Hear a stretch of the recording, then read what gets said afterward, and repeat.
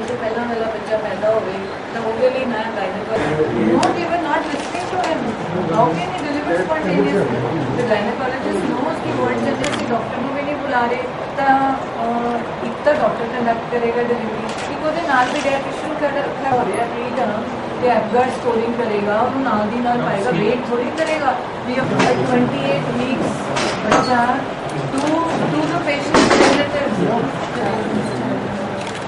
Normally we have an MBBS doctor on duty. Yes. How many we have an MBBS doctor? मेरी duty पे सी जो मेरी MBBS doctor duty पे सी वो कितने सी चले गए 8:50 ਤੋਂ ਬਾਅਦ शाम ਦੇ 4:10 तक करेगा उस तो बाद 4:20 ਤੇ देख रही हो ना बेबी हो गया टाइम नहीं पाया ਇਹਦੇ ਵਿੱਚ ਵਾਈਟਲ ਸਟੇਬਲ ਬੱਚਾ ਹੋ ਗਿਆ 4:20 ਤੇ ਉਹਦੇ ਦੌਰਾਨ ਇੱਕ ਵਾਰ ਵੀ ਮਰੀਜ਼ ਨਹੀਂ ਦੇਖਿਆ ਗਿਆ ਨਾ ਉਹਦੀਆਂ ਕੰਟਰੈਕਸ਼ਨਸ ਦੇਖੀਆਂ ਗਿਆ ਨਾ ਉਹਦਾ ਫੀਟਲ ਹਾਰਟ ਦੇਖਿਆ ਗਿਆ ਬੱਚਾ ਠੀਕ ਹੈ ਕਿ ਨਹੀਂ ਤੇ ਨਾ ਦੇਖਿਆ ਗਿਆ ਵੀ ਉਹ ਕੰਟਰੈਕਸ਼ਨਸ ਤੇਜ਼ ਹੋ ਰਹੀਆਂ ਤੇ ਡਾਕਟਰ ਨੂੰ ਬੁਲਾਇਆ ਜਾਏ ਪ੍ਰੀਟਮ ਬੇਬੀ ਡਿਲੀਵਰ ਕਰ ਰਿਹਾ ਤਾਂ ਡਾਕਟਰ ਡਿਲੀਵਰ ਕਰੇਗਾ ਤੇ ਪੀਡੀਆਟ੍ਰਿਸ਼ੀਅਨ ਉੱਥੇ ਹੋਏਗਾ ਤੇ ਕਿੱਥੇ ਹੈ ਮਰੀਜ਼ ਤਾਂ ਦੇਖਿਆ ਹੀ ਨਹੀਂ ਆਪਾਂ ਤਾਂ ਮਰੀਜ਼ ਸਾਰਾ ਦਿਨ ਦੇਖਿਆ ਹੀ ਨਹੀਂ 8:50 ਤੇ ਆਰਡਰ ਕਰਕੇ 4:10 ਤੇ ਸਟਾਫ ਨੂੰ ਬੁਲਾਉਂਦੇ ਹਾਂ ਡਿਲੀਵਰੀ ਕਰਦੀ ਹੈ 12 pregnancy with the previous fetal loss yes ma'am ਇਹਨੂੰ ਅਸੀਂ ਇਸ ਫਾਈਲ ਦੇ ਉੱਤੇ ਲਿਖਿਆ ਜਾਂਦਾ ਹੈ ਕਿ ਇਹ ਹਾਈ ਰਿਸਕ ਪ੍ਰੈਗਨੈਂਸੀ ਹੈ ਕਿਉਂਕਿ ਇਹਦਾ ਪਹਿਲਾ ਬੱਚਾ ਮਰਿਆ ਹੋਇਆ ਹੈ ਦੂਜਾ ਬੱਚਾ ਇਹ ਸਾਡੇ ਲਈ ਬਹੁਤ ਜ਼ਿਆਦਾ ਪ੍ਰੈਸ਼ੀਅਸ ਹੈ ਕਿ ਪੇਸ਼ੈਂਟ ਆਈ ਹੈ ਜੇ ਦਰਦਾਂ ਇੰਨੀਆਂ ਤੇਜ਼ ਨਹੀਂ ਸੀ ਤੇ ਕੋਈ ਵੀ ਦਵਾਈ ਨਹੀਂ ਦਿੱਤੀ ਗਈ ਕਿ ਦਰਦਾਂ ਰੋਕੀਆਂ ਜਾਣ ਡਾਕਟਰ ਨੂੰ ਇਨਫੋਰਮ ਵੀ ਕਰਨਾ ਹੁੰਦਾ ਹੈ ਸਟੈਟ ਲਗਾ ਕੇ ਇਹ ਨਹੀਂ ਲਿਖਿਆ ਦਰਦਾਂ ਬੰਦ ਹੋ ਗਈਆਂ ਨਹੀਂ ਹੋਈਆਂ ਕੰਟੀਨਿਊਸ ਦਵਾਈ ਫਿਰ ਤੇ 9 ਵਜੇ ਤੱਕ ਮਰੀਜ਼ ਹੀ ਨਹੀਂ ਦੇਖਿਆ ਘੰਟੇ ਬਾਅਦ ਨੋਟਸ ਹੁੰਦੇ ਹੈ No, this is nothing. This is. Ma'am, ever since I came here in April, I said to them, ma'am, write the notes. Eta ek paase to ask conduct. And we don't recommend the doctor to be present for the delivery. Shift the patient immediately. I think is to adhe घंटे बाद patient shift हो जाना चाहिए सी with the doctor standing there and the pediatrician standing there to immediately receive the baby to resuscitate the baby. ठीक है ना? Which was not done anywhere. This goes, you have to look into this matter, taking some gynecologists into the I would like a review this thing on you'll see to it कि review panel होवे जिहदे विच gynecologist ਨੂੰ ਲੱਤਾ ਜਾਵੇ ਹੋਰ ਬਾਹਰੋਂ ਵੀ ਹੈ ਨਾ so that they can I'll send my notes to the concerning authority ਜਿਹੜੀ ਉਹ ਕਰ ਰਹੀ ਹੈ ਹਾਂਜੀ some policy is there and she asked me not to go and get the we don't give a baby 28 to 30 weeks to the parents we can't give a baby of 28 to 30 weeks to the parent नहीं है 28 ਤੋਂ 30 ਦਾ ਬੱਚਾ ਮਾਂ ਨੂੰ ਫੜਾ ਦਾਂਗੇ ਵੀ ਤੂੰ ਦੁੱਧ ਪਿਲਾ ਦੇ ਆਪੇ ਹੀ ਮਤਲਬ ਫਾਈਲ ਇੱਥੇ ਸੀਗੀ ਇਹ ਜੋ ਮਰਜ਼ੀ ਕਰ ਸਕਦੇ ਸੀਗੇ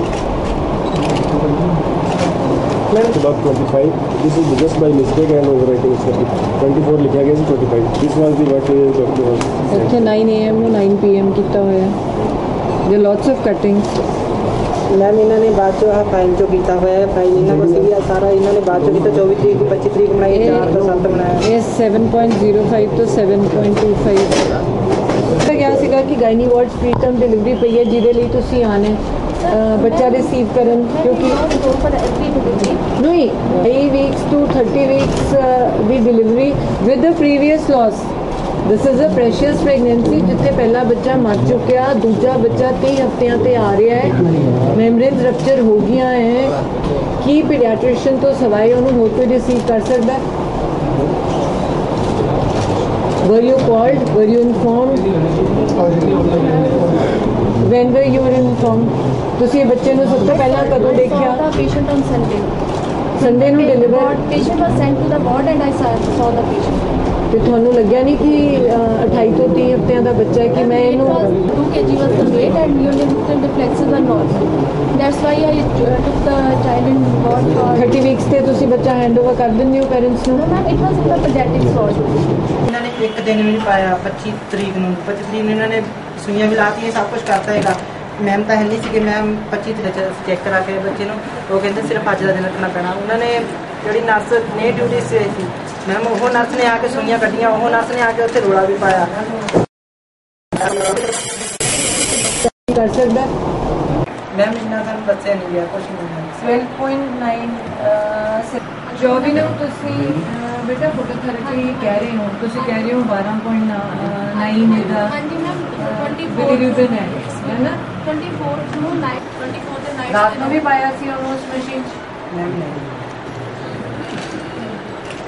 ਬਸ ਇੱਥੇ ਲਿਖਿਆ, ਇਹ ਤਾਂ ਤੁਸੀਂ ਲਿਖਿਆ ਨਾ ਫੋਟੋਥੈਰੇਪੀ ਸਟਾਰਟਡ 24 ਨੂੰ। 24 ਸੇ ਤੱਕ ਨਹੀਂ ਲਿਖਿਆ ਹੋਇਆ, 24 ਉਹਨਾਂ ਨੇ ਕਿਹਾ ਸੀ। ਤੁਹਾਡੇ ਨੋਟਸ ਕਿੱਥੇ ਮੇਰੇ ਨੂੰ ਸਟਾਰਟ ਹੋਇਆ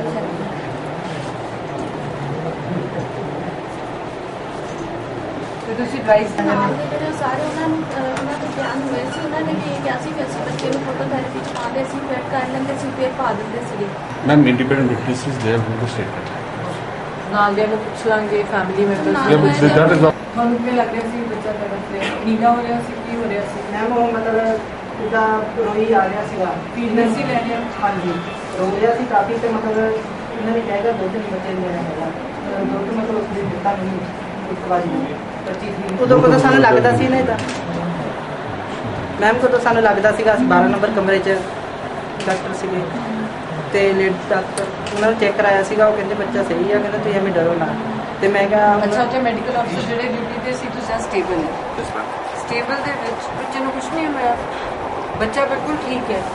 ਉਸ ਤੋਂ ਬਾਅਦ ਸੈਕਿੰਡ ਨੋਟ ਇਹ ਆਉਂਦਾ ਹੈ ਕਿ ਬੱਚੇ मेरा एक impression है. ਬਿਕੋਜ਼ ਦ ਡਿਪਟੀ ਕਮਿਸ਼ਨਰ ਨੂੰ ਇਸ ਬਾਰੇ ਇੰਨਾ ਗਿਆਨ ਨਹੀਂ ਹੋ ਸਕਦਾ। ਮੈਂ ਇਹਨਾਂ ਨੂੰ ਐਡ ਔਨ ਕਰਤਾ ਕਿ ਐਡ ਔਨ ਵੱਡੇ ਕੋਈ ਸੀਨੀਅਰ ਪੀਡੀਆਟ੍ਰੀਸ਼ੀਅਨਸ ਚਾਹੇ ਬਾਹਰੋਂ ਲਿੱਤੇ ਜਾਣ, ਸੀਨੀਅਰ ਗਾਇਨੇਕੋਲੋਜਿਸਟ ਜਿਹੜੇ ਇਸ ਹਸਪਤਾਲ ਤੋਂ ਹਟ ਕੇ ਹੋਣ, ਉਹ ਇਨਕੁਆਇਰੀ ਕਰਨਗੇ, ਹੈ ਨਾ ਸੀਗੀ ਕਿ ਜਦੋਂ ਮਰੀਜ਼ हाँ जी जैसे ही मरीज़ दाखिल होता है अस्पताल में तो उसको डिफ़ाइन किया जाता है कि ये मरीज़ किस तरह का है, इसका बच्चा ये हाई रिस्क केस है कि नहीं। हाई रिस्क केस वो होते हैं जिनमें पहले बच्चे का लॉस हो या पहले ऑपरेशन हुआ हो, या ऐसा हम सोचें कि ये बच्चा नॉर्मली नहीं डिलीवर, नॉर्मल बच्चे से हटके है जिसका हमें खास ध्यान रखना है, तो उसको हम लेबल कर देते हैं। उसमें ये होता है कि गायनेकोलॉजिस्ट ही आके डिलीवरी करती है और एक पीडियाट्रिशियन जो होता है वो ही आके बच्चा रिसीव करता है क्योंकि उसको ज़रूरत है। इसमें वो आइडेंटिफाई नहीं किया गया। बाकी जो हमारी स्टाफ नर्स होती है, नर्सेज होती हैं, तो उनको हमने आर्ली और बताया हुआ है कि कैसे आपने, जो नर्स ड्यूटी पे बैठी है, देखो डॉक्टर 24 घंटे काम करता है, वो 24 घंटे नहीं देख सकता। नर्स ने बताना होता है अपने नोट्स के दौरान और बुलाना होता है डॉक्टर को कि अब ज़रूरत है आप आ जाएं। तो उसके लिए वो घंटा एक्टिव स्टेज में तो आधे घंटे के बाद ब्लड प्रेशर देखती है, नीचे देखती है कोई ब्लीडिंग तो नहीं हो रही, कंट्रैक्शन तेज तो नहीं हो रही, उसको समझ होती है कि बच्चा होने वाला है। तो उससे पहले वो डॉक्टर को बुला लेती है ऑन ड्यूटी को, और जब वो तैयारी हो रही होती है तो पीडियाट्रिशियन को भी बुलाया जाता है कि ये बच्चा प्रीमेच्योर है, इसकी स्कोरिंग होगी, ये एस्पिरेट करेगा, इसको इमीडिएटली नियोनेटल यूनिट में शिफ्ट होना चाहिए, जो कि यहाँ पे नहीं हुआ। बीच में नोट्स नहीं है। बच्चे को भी जब डिक्लेयर किया गया कि वो 12 उसका सीरम बिलीरुबिन है, उसको फोटोथेरेपी की ज़रूरत है, तो उसके बीच के सारे नोट्स मिसिंग है कि उस 12 घंटे में किसी ने क्या उस बच्चे को नहीं देखा है तो नोट्स क्यों नहीं डाले। तो इसके लिए री इंक्वायरी ऑर्डर की जा रही है क्योंकि मुझे कुछ भी सेटिस्फैक्ट्री काफ़ी चीज़ें नहीं लगी। तो एक टेस्ट का जो आपने सुना कि पैसे लिए गए, और सबसे बुरी बात जो रात के 1:30 बजे मरीज़ को बोला गया अपना डेड बच्चा लेके आप बाहर चले जाएं, इसको ले जाएं बिना 108 को बुलाए, जो कि हमें फ्री दी है पंजाब सरकार ने। देखो ये सारी सहूलतें हमें सरकार ने दी हैं, अगर हम लोगों तक नहीं पहुंचाते तो इसका मतलब कसूर हमारा है। जो इंक्वायरी हुई है, जो आप जो गलतियाँ ढूंढी है, तो ये भी है कि जो इंक्वायरी हुई वो भी पूरी ढंग से नहीं। अभी इंक्वायरी की एग्जैक्ट रिपोर्ट नहीं मिली। अभी इंक्वायरी की रिपोर्ट, फाइनल रिपोर्ट नहीं, वो एक पहली रिपोर्ट थी, उसके बाद एक दूसरी ऑर्डर हुआ है कि दूसरा इंक्वायरी होगी, उसकी रिपोर्ट मेरे तक अभी नहीं पहुंची। अभी उसको मुझे लगेगा कि ये पॉइंट सारे नहीं कवर्ड, तो वो अभी मैंने री इंक्वायरी ऑर्डर कर दी है। एग्जैक्टली मैंने जो ही वो पहली रिपोर्ट मिलूगी मैं ਉਹਦੇ ਵਿੱਚ within a week most probably कहूंगी कि बहुत जल्दी जांच की जाए। No I will be supervising this. I can be a part of inquiry for the whole of Punjab. Report submit की है, उसमें ये कहा गया है कि नर्स ने उनसे मिसबिहेव किया है, 200 रुपये लिए गलत है, लेकिन इसमें कहीं भी डॉक्टर की या हॉस्पिटल की गलती नहीं दिखाएगी। इसके बारे में हम कर रहे हैं, इसीलिए मैंने रिव्यू किया है, मुझे कहीं ना कहीं कुछ लगा, इसीलिए मैंने दोबारा इंक्वायरी ऑर्डर की है ना। SCPS में ऑर्डर कर सकती हूँ कि री इंक्वायरी हो और उसमें जहाँ जहाँ गलतियाँ रही हों किसी की तरफ से भी वो आगे लाई जाए। देखो कहीं ना कहीं यहाँ पे गलतियाँ तो मैंने हाईलाइट ऑलरेडी कर दी आपको, पर हमारी तरफ से जो कमी है उसको हम पूरी करेंगे। देखो ऊपर से लेके नीचे तक शुरू होता है। एक डॉक्टर को हम कहें कि बहुत ज़्यादा स्ट्रेस डाल दें, पीडियाट्रिशियन को इतना स्ट्रेस डाल दें कि वो काम ही ना कर पाए। मैं आपको वही बता रही थी, अगर हम बाहर प्राइवेट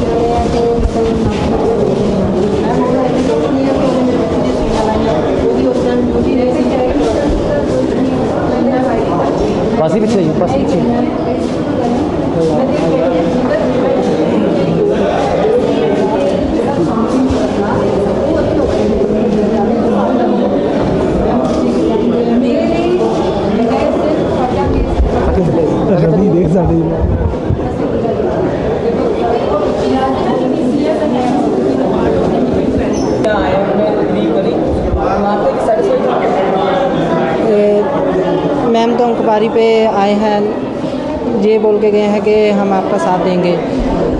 हमें ये लग रहा है कैसे नर्स का दोष नहीं निकाल रहा है, उसका दोष सबसे ज़्यादा उसका दोष है। वो छुट्टी पे होके हमारी बच्ची की सुई निकाल दे आके, हमारी बच्ची को मशीन में नहीं रखने का बता रही है कि नहीं रखना था, तो हमारी बच्ची इनकी लापरवाही से मरी गई है। तो ये बोल रहे हैं कि इसमें उसका कोई कसूर नहीं है। हम तो ये कहते हैं सबसे ज़्यादा उसका कसूर है जिसने हमारी बच्ची की सुई उतारी, हमारी बच्ची का ट्रीटमेंट सुबह से लेकर शाम तक नहीं किया। अच्छा ठीक है, री इंक्वायरी करी है मैडम ने, तो क्या मानते हैं कि उसमें सच सामने आ जाएगा? हाँ उम्मीद तो है, लेकिन सच सामने आ जाएगा, लेकिन ये तो सरकार के ऊपर है। हम तो उसके हाथ जोड़ के बेनती करते हैं हमको अन्याय दें।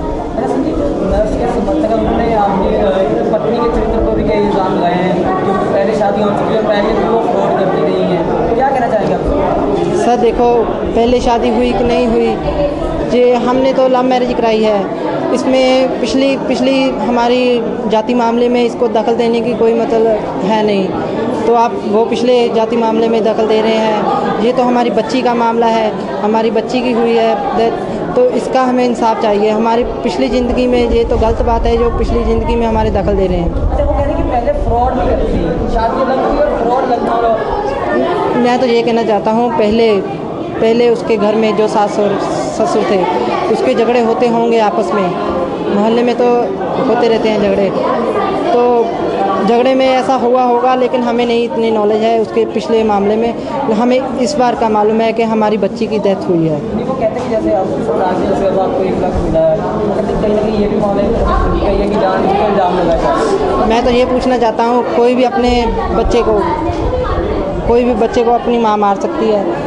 जे ऐसा बोलते हैं कि वो नर्स भी अपने बच्चे को मार के फिर 1 लाख रुपया ले ले।